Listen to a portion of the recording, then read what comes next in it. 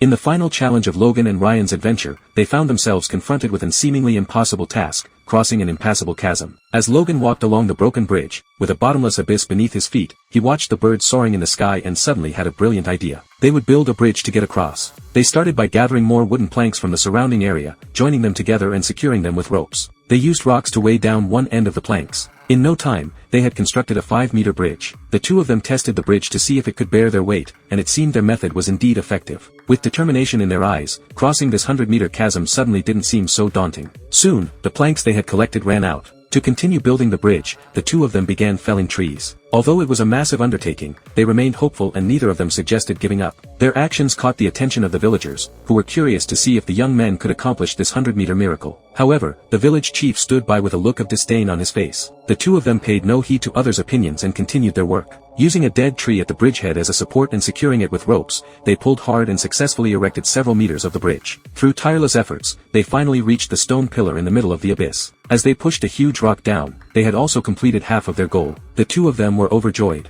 Ryan immediately took out a flare gun to convey this news to the villagers, who cheered for them upon seeing it. However, their task was still formidable, with half of the bridge yet to be built. A few weeks later, their bridge was almost complete, but the weather that day was indeed worrisome. Looking at the looming dark clouds not far away, their mood became as heavy as the weather. They didn't know if the bridge could withstand it. They decided to rush to the other side of the cliff that night. The fierce storm made the villagers living there timid. Only a little girl stayed outside because the two young men were still persisting in the storm. They knew this might be their last chance. The two of them grabbed their backpacks and ran fiercely towards the other shore. A sudden lightning strike hit the wooden bridge, and it wouldn't take long for the flames to burn through the suspension bridge. Even worse, the dead tree securing the bridge was also about to give way under the weight. Seeing this, the girl climbed over the fence and ran over to grab the rope, but her strength was too feeble to prevent the big tree from being uprooted. Just then, the villagers came over to help, and the dead tree was firmly secured. On this side, the two of them ran with all their might. Logan jumped to the opposite shore first. Without a moment's hesitation, he turned around and reached out to Ryan. But Ryan slipped and almost fell. He quickly adjusted his mindset and climbed up, but even at their fullest extension, the two of them couldn't grab each other. Ryan knew he couldn't make it across, so he took the flare gun from his waist, and as he fired the ammunition,